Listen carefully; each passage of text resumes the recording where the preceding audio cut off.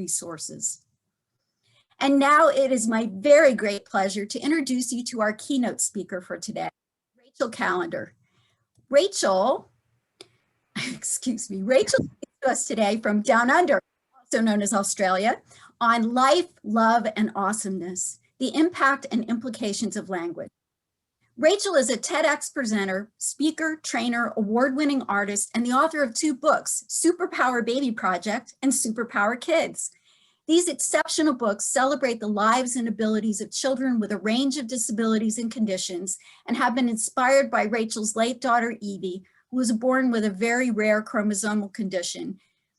In the 2.5 years of Evie's life, Rachel learned a lot about the use of language in the health system.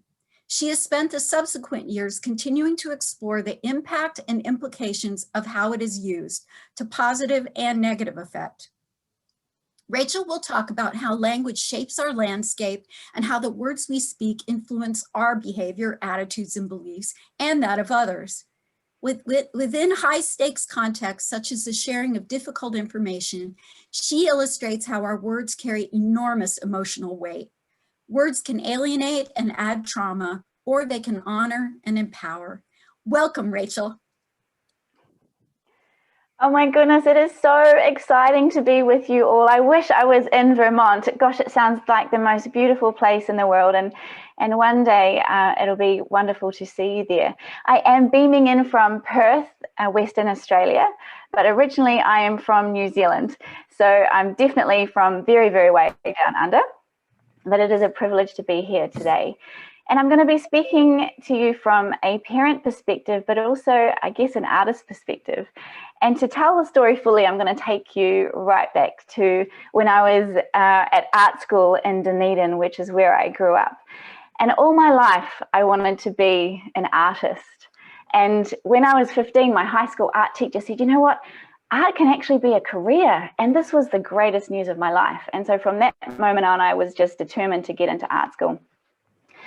And then when I was in art school, I found that I was making work that had just similar themes. Like all my work came from a similar space. And it was that idea of beauty and brokenness and the themes of pain and suffering and just kind of how you can hold the two in balance and tension were really important themes for me. And so I'd photograph these little flowers on muddy puddles, or I'd find intricate landscapes in a dying flower, and I'd hold them up to my classmates and say, these tiny little broken pieces are really important. And I'd sort of celebrate them and make them a big deal. And before I graduated, a lot of my friends said, oh, so Rachel, you're going to be a wedding and portrait photographer when you graduate. And I just replied an indignant, no, of course not. I'm going to be a real artist. Thank you very much. I've got greatness in me. I don't want to stoop so low to be a wedding and portrait photographer. I didn't know anything about wedding and portrait photography at the time. And then my cousin asked me to photograph his wedding, and to my horror and dismay, I found that I was just having a ball of a time and loved it completely. So as soon as I graduated, I started my own wedding and portrait photography business and was loving life. And I named this business Callander Girl Photography, which I thought was quite clever of me given my last name, until I discovered that just up the road from where I had founded this beautiful new little business, another business had arrived, and it was a very different kind of business. And I found myself on the receiving end of some very strange, very late, very inappropriate phone calls.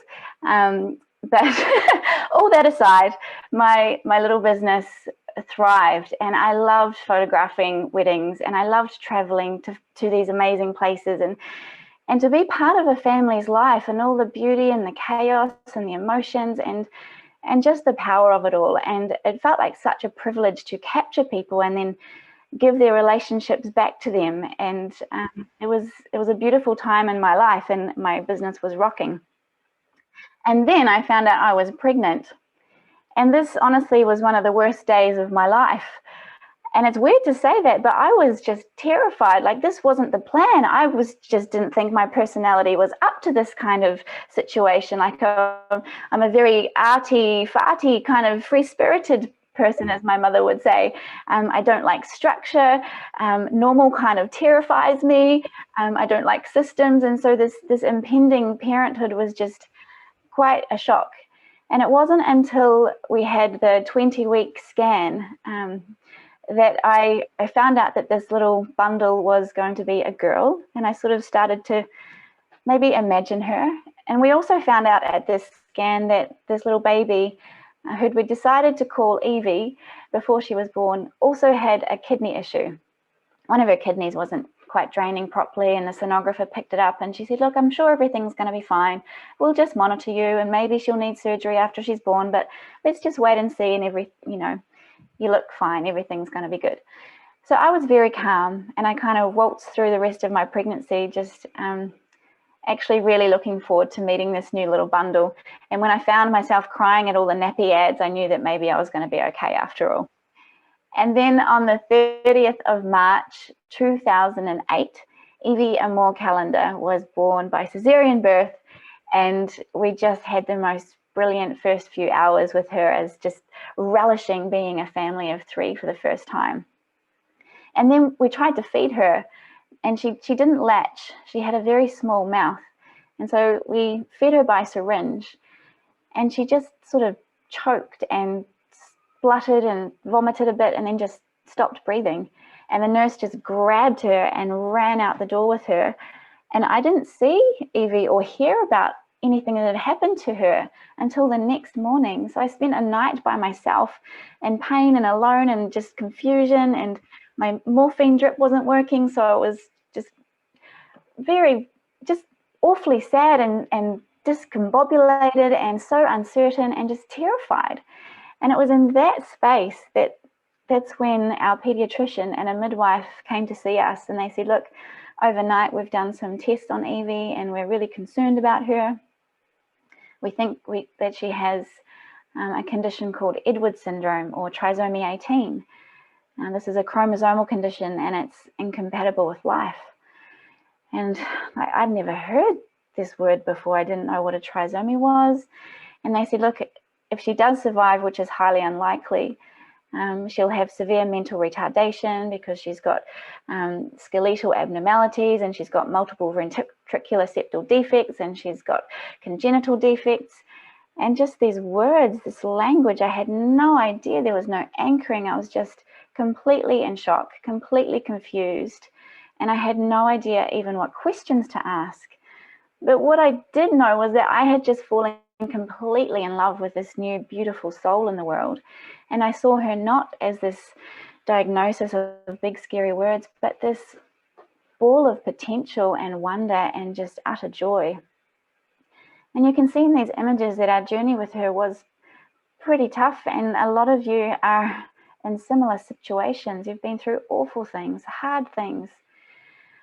But it's amazing, like our children, I just felt like she just made me so brave. Like she brought out a mother in me that I never knew existed. I didn't know that I had this capacity to love so big, but to also fight so hard and to be brave and strong when I really needed to. And over time, Evie grew and she was thriving. It turns out she didn't have this Edwards syndrome, but something completely different, something even rarer, something the doctors had never actually even encountered before, something that didn't even have a name. They just called it partial trisomy 9 and partial monosomy 6, basically a deletion and a duplication on 2 chromosomes. But in these photographs, Evie is around 2 years old. And it was around this time that I started to notice that she experienced the world a little differently to other people.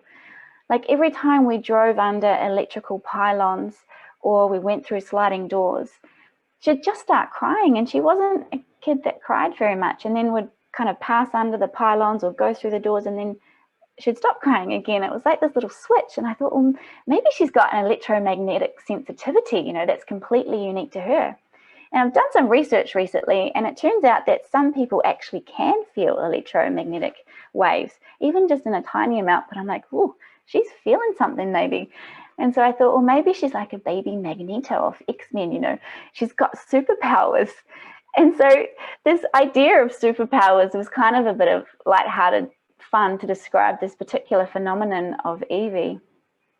But when I thought about her more deeply and really kind of leaned into who she was as a person and her character and what she was teaching me and everyone around her, I realized that everything about her was really profound.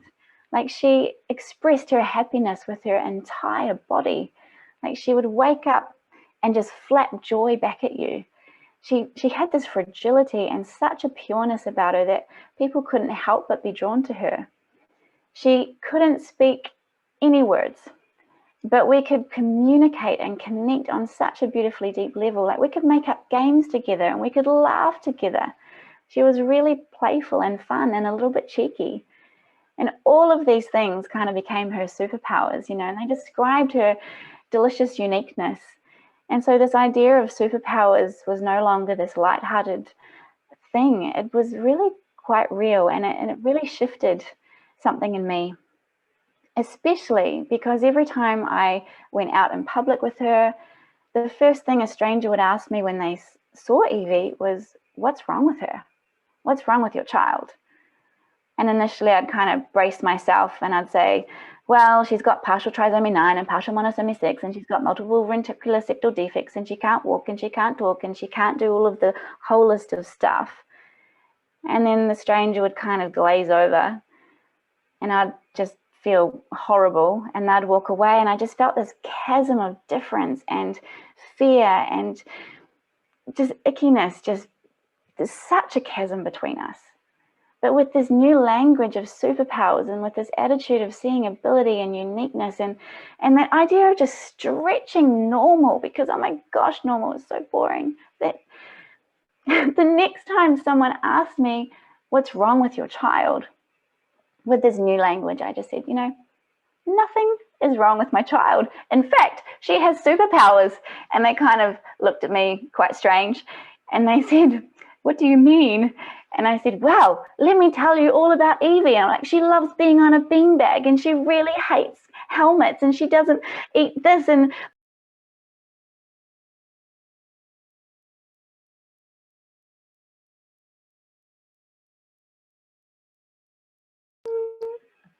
And somehow I got muted, but now it's okay. Are we good? Maybe a thumbs up in the crowd so I can see that we're going good. Yes, good. Thank you. Thank you. I see your face, Emily. It's a beacon of hope for me. So, yeah, she had all these amazing abilities. And because in that moment I had described a human being, they then saw a human being rather than a collection of failing body parts or something to be afraid of. And it was a really powerful moment. And so I felt really empowered as a parent, and I love to celebrate everything Evie. And so this language gave me a tool for that. But despite this language, and no matter how empowered I was feeling, I was always thrown back into that space of powerlessness or hopelessness and that chasm of difference. And it was often when I had to fill out medical forms or any kind of document. And even though these documents are there to gauge the level of support a family might need, I could never tick any questions on the document. You know, some of these documents are 2 pages long, asking me all sorts of questions about my child that I couldn't tick anything. And I had that same feeling of just like, oh, I hate this. Like, this isn't right. Like, I hate this form. All the questions just suck. Like, I don't want to fill this out. Like, what's the point anyway? The person at the other end is probably just going to think that here's a child that has no value and she's just a blob and can't do anything. And that's not true. They're just not asking the right things. And so I said to my health professionals, you know, I hate this form, but I'll hand it in only if I can hand in my own one as well. And they said, okay, what do you mean? And I said, well, I think Evie's awesome, and so I'm going to make her an awesomeness form to go alongside this needs assessment form. And so I did. And so I made up this form, and it's basically a list of things that Evie could already do. And as you can see, some of them are pretty random, very random things, but they were Evie things. You know, there's the first one, can your child play Sleeping Tiger and other great games? Yes, yes. And I put a big tick beside it because Evie loved games, and this is a game that we made up together, and it was just so much fun. You know, can your child hold her legs and nearly her toes? Yes, because she could play with her knees when she was happy, and she could almost reach her toes. And as you can see, these questions are, you know, Can your child play with your hair, face, and earrings? Yes.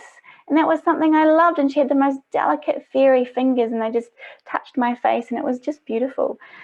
So this form, oh my gosh, it just made me feel so proud of Evie. And I could see that she was growing and she was developing. And just because none of these things were measurable on an official document, it didn't matter, because this was Evie's measuring stick. This form, I could see how she was growing. I was measuring Evie only against herself, not in comparison to any other person or any standard of normal or appropriate. This was her life, and she was happy, and these are the things that made her happy, and that's what I relished in and loved discovering as a parent.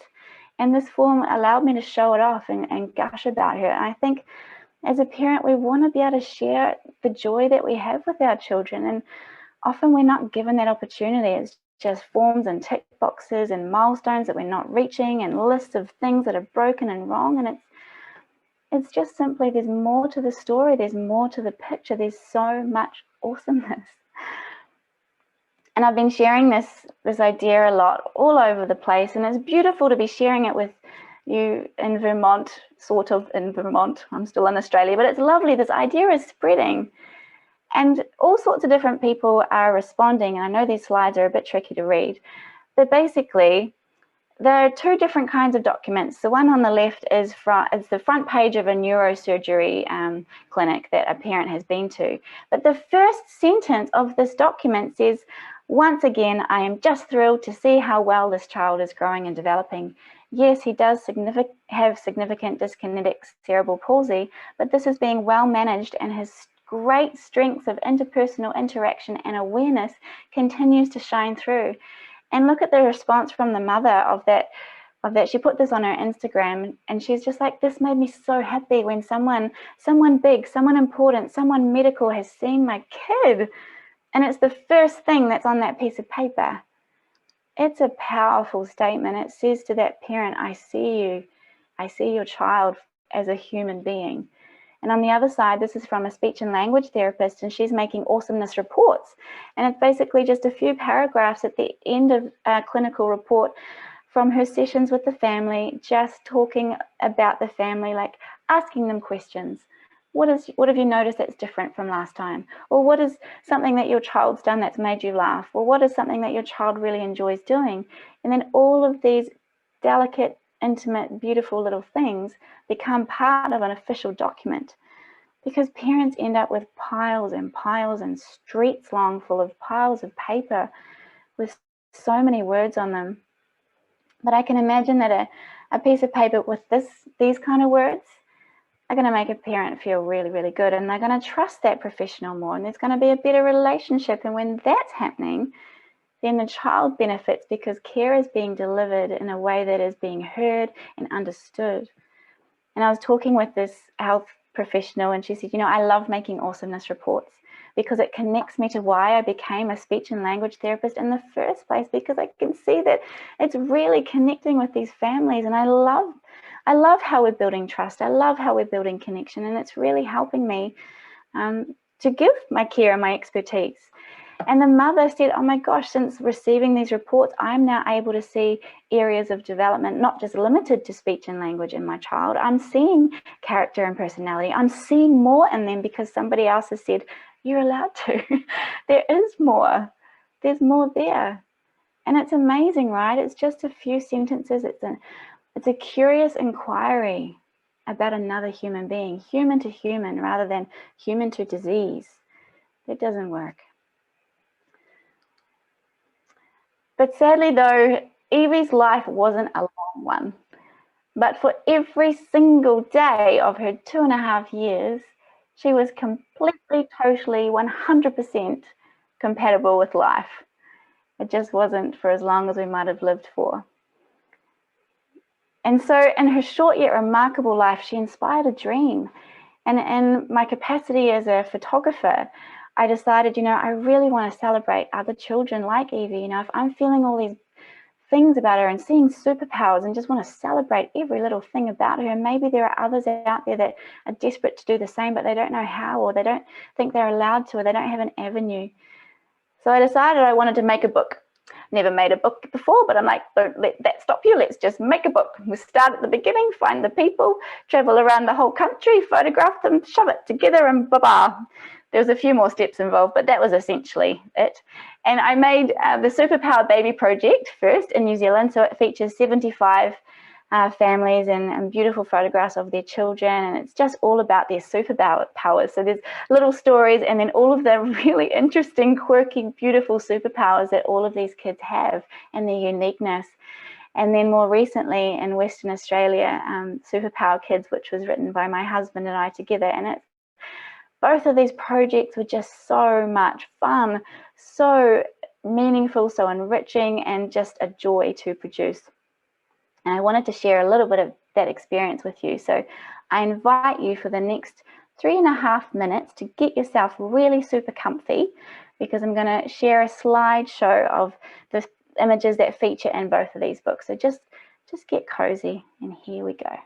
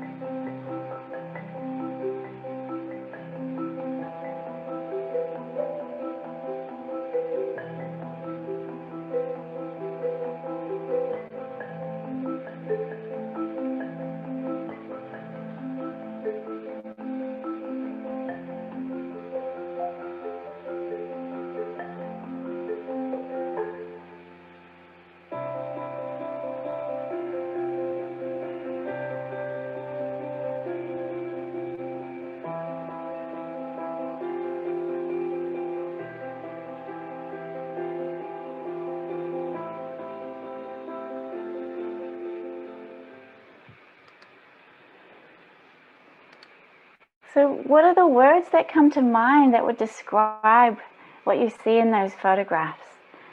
And usually if I'm in an audience, there's people yelling things at me and it's a lovely cacophony of words.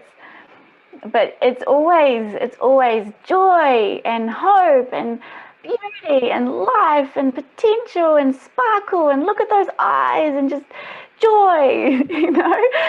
There's always the things, and I can see some nods, like you feel it too, right? There's just this beautiful energy in those kids, and it was just fabulous photographing them because they just were the most joyful beings. And half the time we had no traditional words between us, but we were communicating, we were playing. It was just fabulous.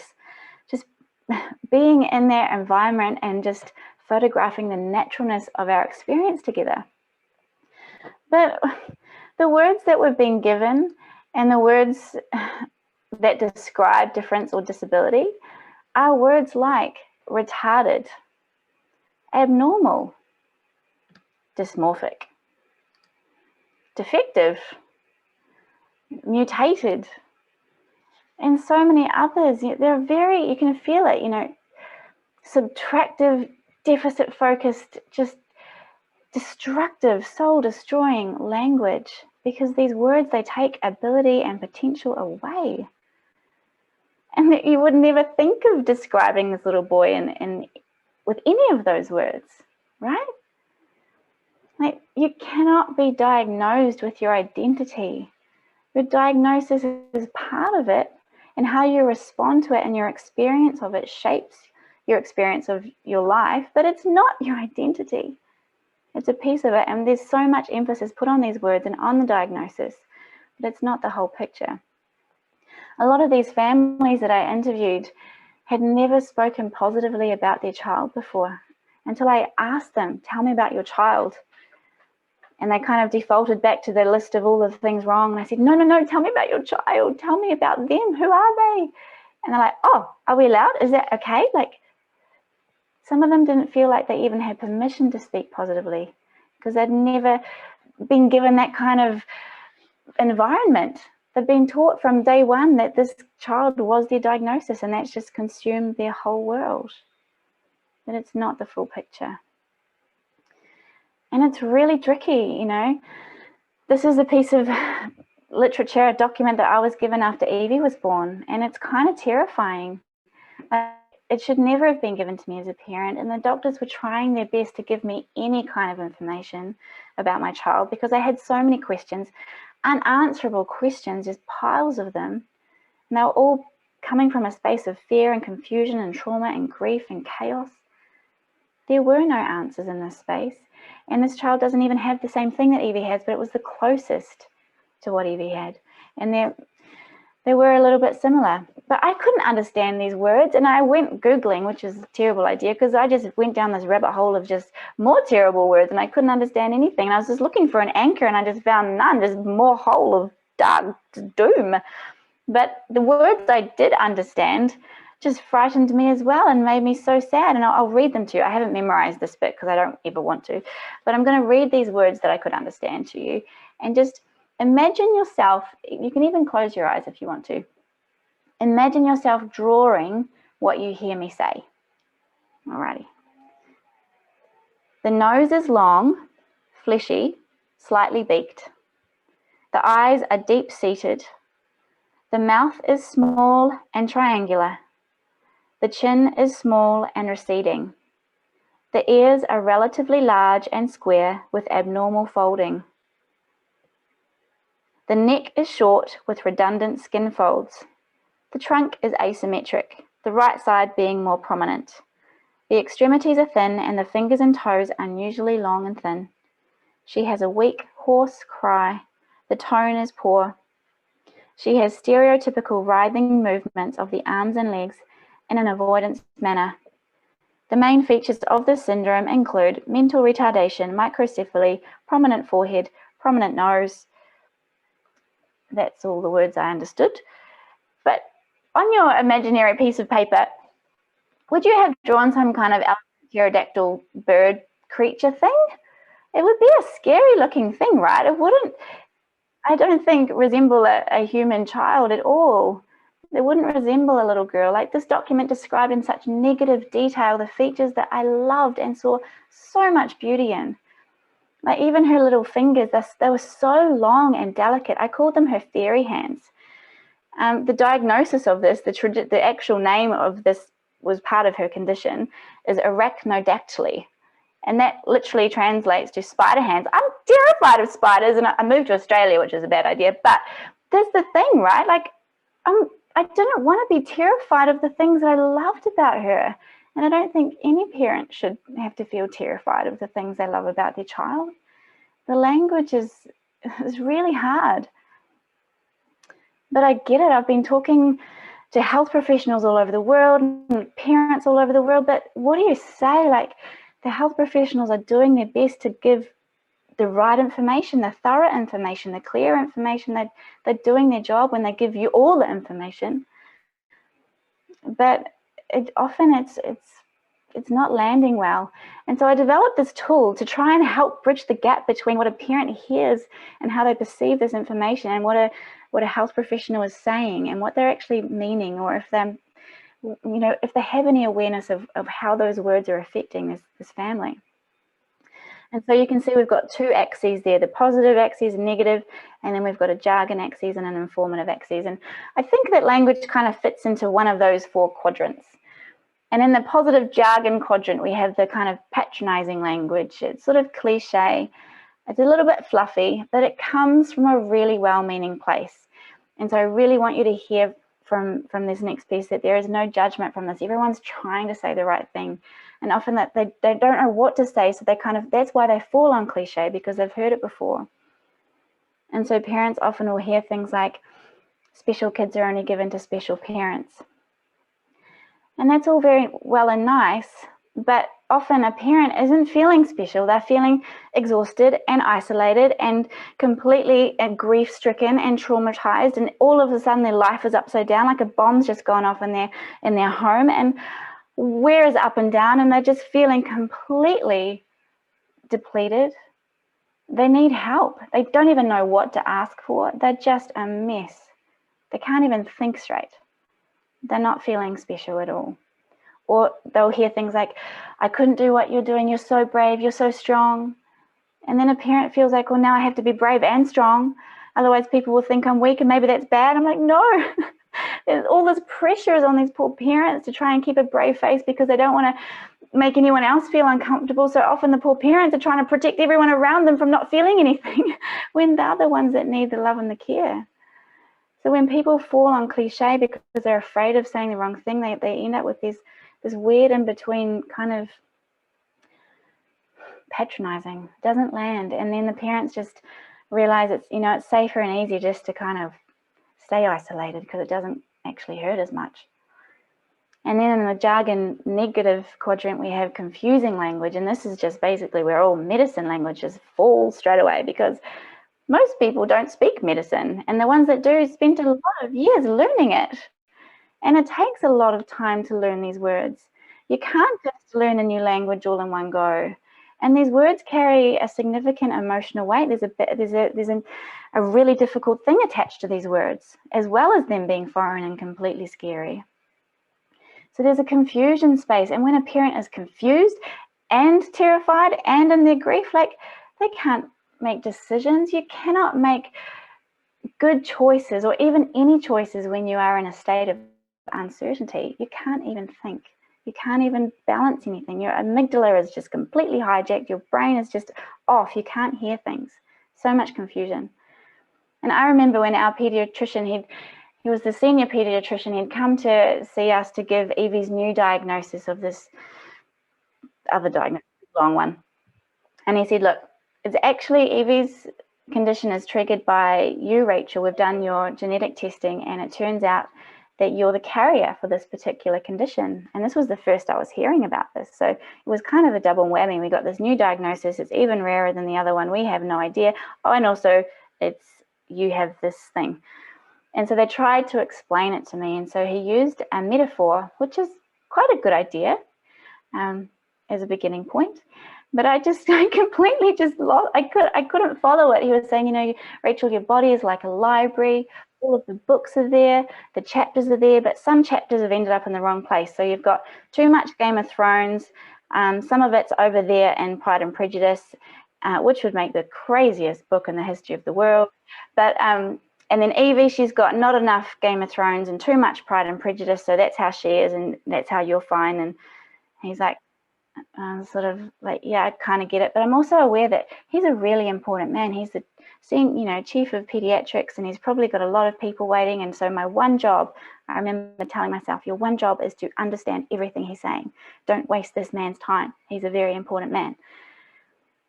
And then right after the metaphor, I think my brain zoned out. And so I was just kind of grabbing onto any of the words that I understood. And I heard him throw out short arms. And I was like, oh, I know what those two words are. Short arms. Yes, I know those ones. But then I was thinking, wait a minute, Evie's arms are quite perfectly longish to me. Like, what's the big deal about the arms, you know? I know people who live perfectly great lives with no arms. Like, short arms can't be that big of a deal. Anyway, he did the rest of his spiel, and I was well and truly done by then. Short arms and library books and Game of Thrones, I was done. I was, no more information for me was getting anywhere close to where it needed to be. And so he started walking out the door, looking at his watch, asking, do you have any more questions? And I very bravely piped up, because gosh, it's hard to ask questions when you're feeling small and vulnerable and like, I don't want to screw this up. And so I bravely put up my hand and I said, yes, I have a question. What are we going to do about Evie's short arms? Because that was the only thing that I'd heard. And he said, well, nothing, they're fine, and then just walked out the door. And then I just felt like the biggest idiot, like, oh my gosh, I just felt so stupid. And on top of all of those feelings, feeling stupid as well, it was so raw and so vulnerable and so painful that it just, all of these emotions just got tangled up into this big ball inside me, and it turned into rage and anger and grief. And I just kind of spat it out at him, metaphorically. I didn't actually spit at him. In my head, I did. But every time he came into my room, I was just like, I hate that doctor. I hate that doctor. What a horrible thing to think. I hate him. I feel so stupid around him. I don't get it. And so everything that he said to me, all of his knowledge, all of his expertise was just a complete waste. It was a complete waste of everybody's time. And in a space where time is so crucially valuable, so much of it is being wasted because communication isn't being delivered in a way that's understood, that's meaningful, or that's even kind.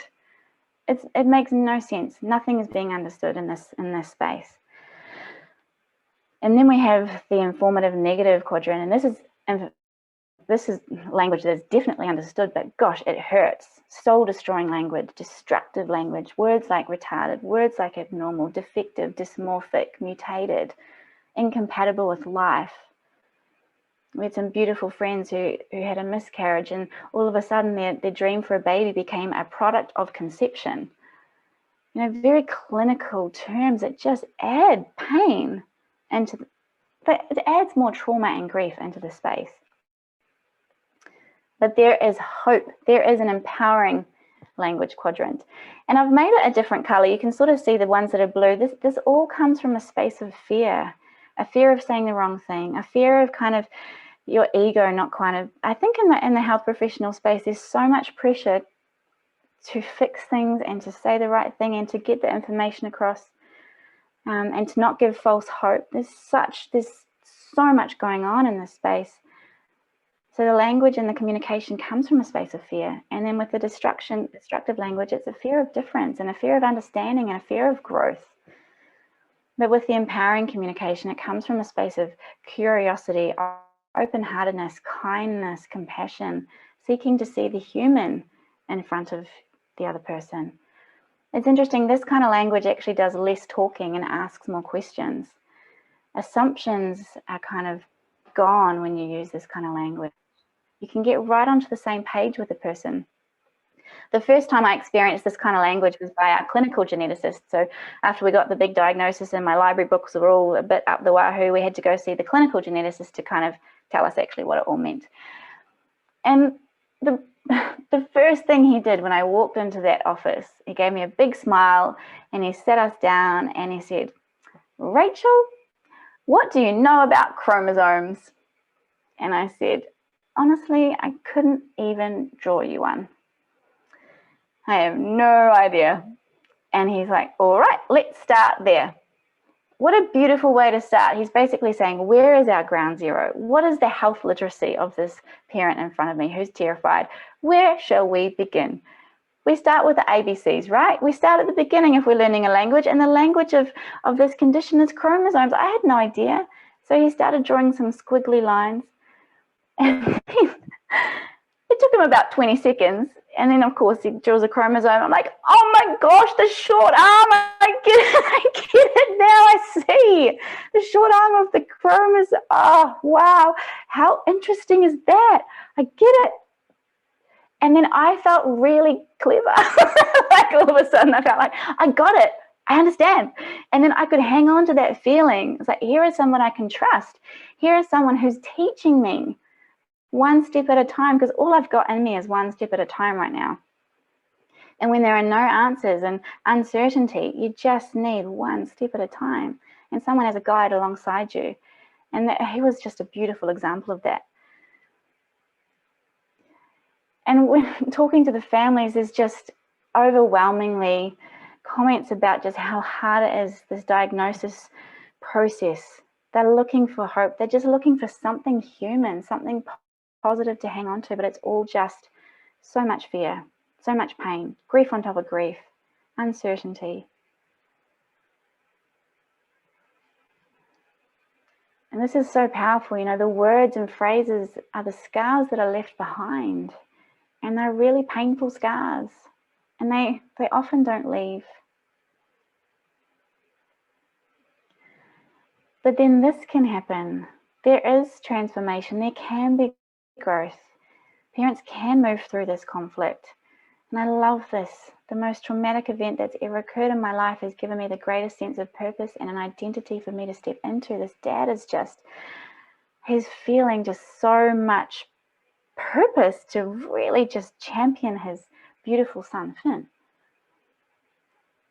So when we come back to that idea of the empowering language, you know, asking questions, well, what does that actually mean? What does that look like? What kind of questions? And so I've been running all sorts of, I've been running workshops, often where parents and health professionals are in the same room, and it's really powerful. We get to talk to each other, we get to share perspectives, and it's an incredible open space, and it's quite amazing. But what I get the participants in the workshop to do is I get them to think of these 4 umbrella questions as a beginning point. You know, what are you proud of? What do you hope for? What are you afraid of? And what do you need? And right at the diagnosis point, it's probably not the right time for these kind of questions, but definitely along the journey, the parents need to be asked these kind of questions.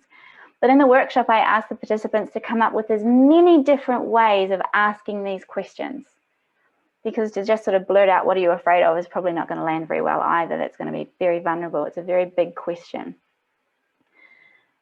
But when you can think of all sorts of different ways of asking these questions, we've had amazing examples, and we've ended up with just a whole array of questions that you can imagine as a toolbox in somebody's pocket. It's like, oh, here's a situation. There's a family that's clearly upset or something's going on. Maybe if I ask a really, really poignant question, I will understand what's going on for them and how I can best deliver my care and my communication. So I'm actually providing a safe space and providing appropriate information here. Because these questions, they speak to the dignity and the capability, the vulnerability and the humanity of a person. And we all have these things within us, no matter what's going on.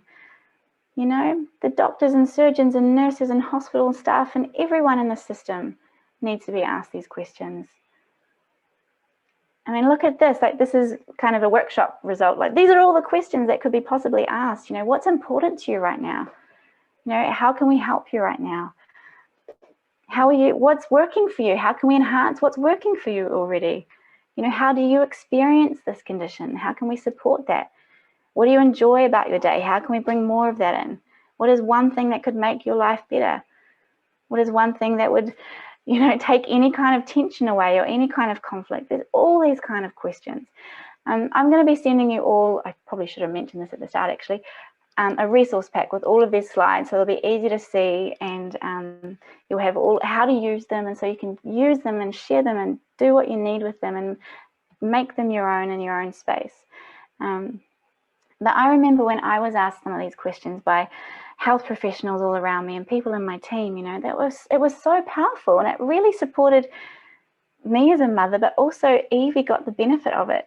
Like, Evie didn't walk, but she scooted around on her back on the floor, and that's how she got around. Like, she was independent and she loved it and she was free to go.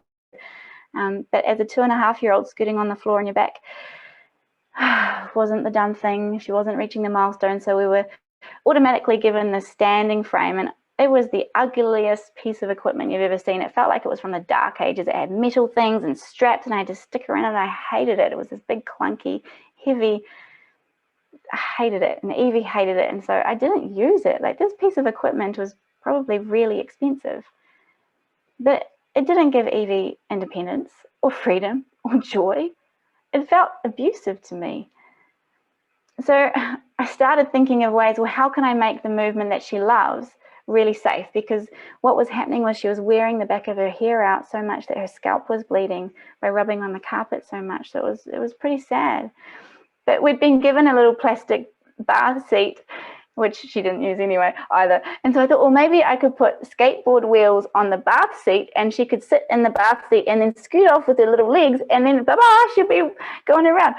Didn't quite work out like that. Wasn't very safe either. But my occupational therapist saw that I was trying. I was like, look, we actually hate this machine. I don't use it. It's a waste. Someone else should use it, because this piece of equipment, I just get it out of my house. Blah.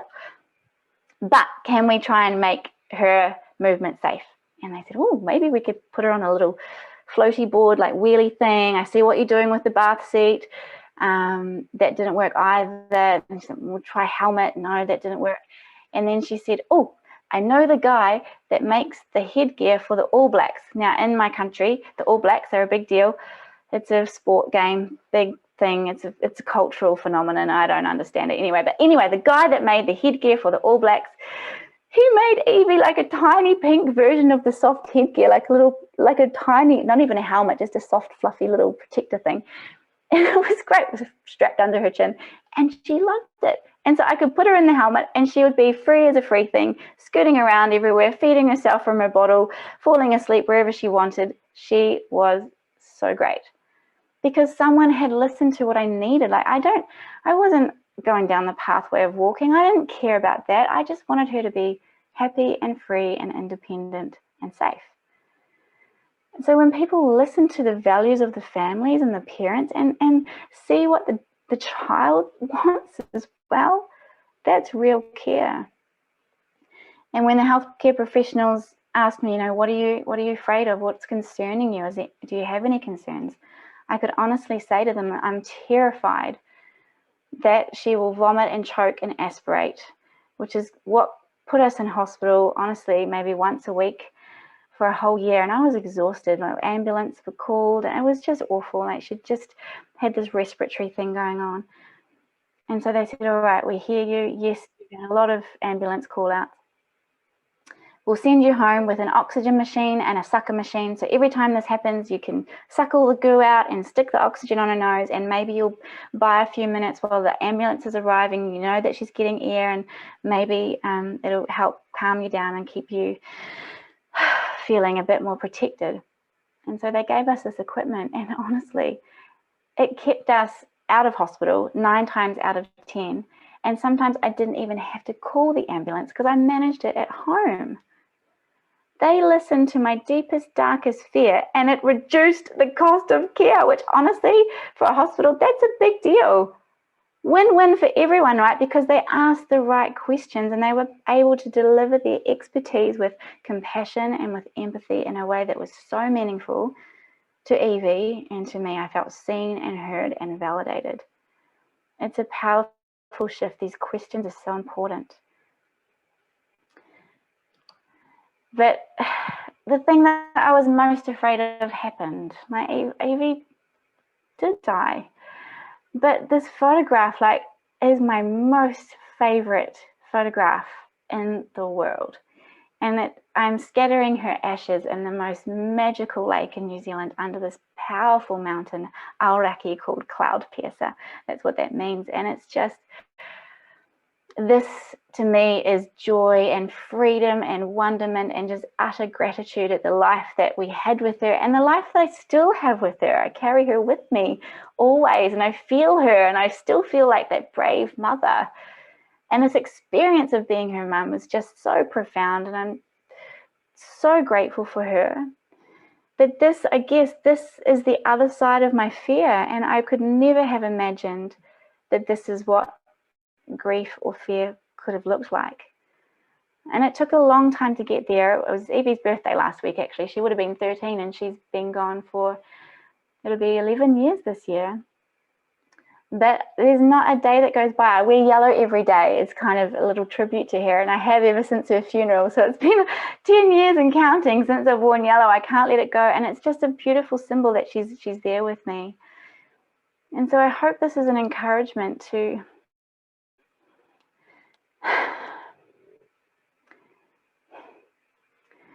be empowered as parents, to be able to ask for the things that you need.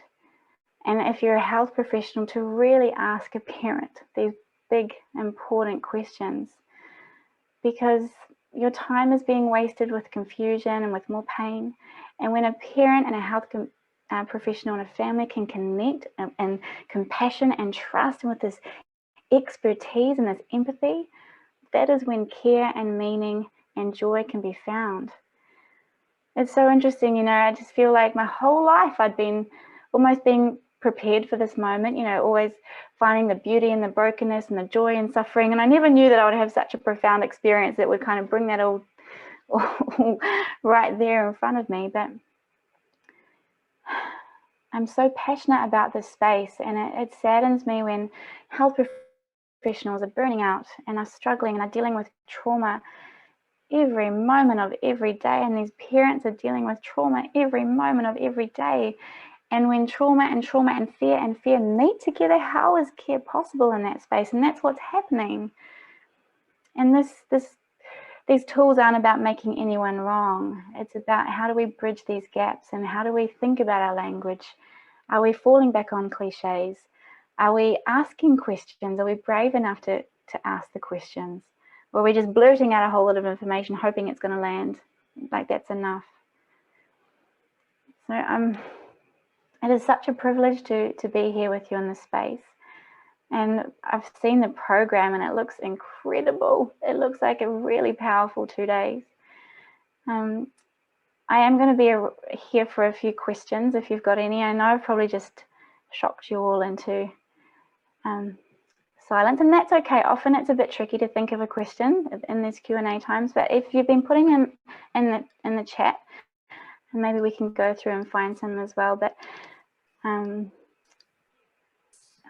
yeah. There are a few questions, Rachel. Yeah. Someone has asked how old Evie was when you made her Awesomeness form. She was around 2 years old. Yeah. Yeah. And someone else has asked that they say that they work to empower children and parents who have different paths, and they are wondering how to spell the name of Evie's, the diagnosis or the condition. Oh, yes. What I will do is I'll get my fancy dancy technological man, that's you, to put it in the chat box. Yeah. Here, my husband actually is behind the scenes. He's my IT man. Here he is. we got married in November. It's all very exciting, actually. And he's the reason I moved to Perth. So it's pretty great. And we get to share workshops together, and it's pretty great. Yeah, so he's going to type that in there. The work I do with parents and professionals is a workshop I run. It's called the Parent Empowerment Program. And what I'll do is I'll send you a whole lot of resources that kind of make up that workshop, so you've got access to it right away. I'll also send you a little document about how to make an Awesomeness form and things that you might consider to put in yours, and how you just give you a bit of a template and some ideas and thoughts, and make sure that you have all sorts of things that you can jump off from. And yes, definitely sharing this with medical professionals, and it's really encouraging, actually, because they really don't want to go to work to do a bad job, but they don't want to hurt people, they don't want to hurt the families, they don't want to add trauma, but they're doing their best, and they're relying on their training and the way that they've been taught and the pressures that they face. So it's around being kind of compassionate to everyone and kind of understand the challenges that everybody faces, and then kind of figure out tools and strategies there. Yeah. And it's my pleasure to share my journey with you in this story. Yeah. I wish we were in person. Like, you guys are my people. I always know I love coming to these things. Like, I found my people. My people are so great.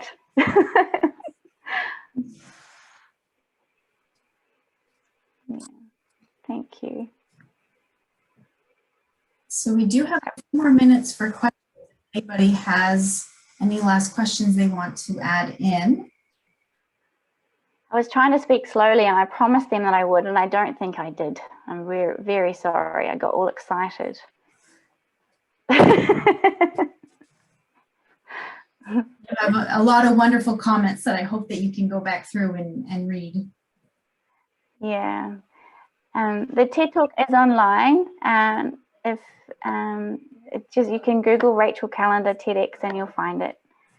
And it's also on the website. It's just rachelcallander.com. So hopefully that's a little bit easier to find. And yes, the books are available to purchase. I just have to ship them from Australia, but that's okay. And they're on my website too. Yeah, my pleasure.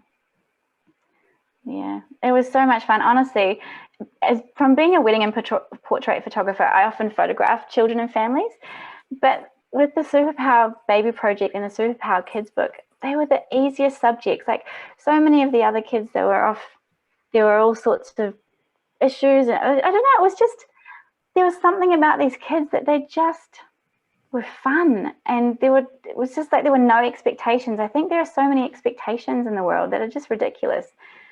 And we just let each other kind of suss each other out, and we just had this beautiful energy between us. I loved them, and then I felt them love me back, and then we just photographed it. It was stunning. It was awesome. I would do it every day of my life if I could, traveling all around the world. Maybe that's the bigger dream, is to travel all around the world and photograph kids everywhere and have Superpower Kids of all of the places books.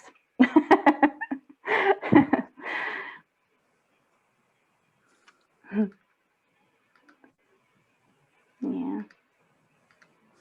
Oh, you guys, you're saying such beautiful things.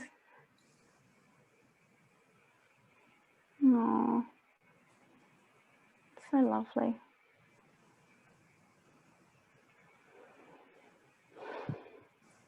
Thank you. I would love to come to Vermont for the maple syrup and Bernie Sanders also. Big fan. Hope that's not controversial.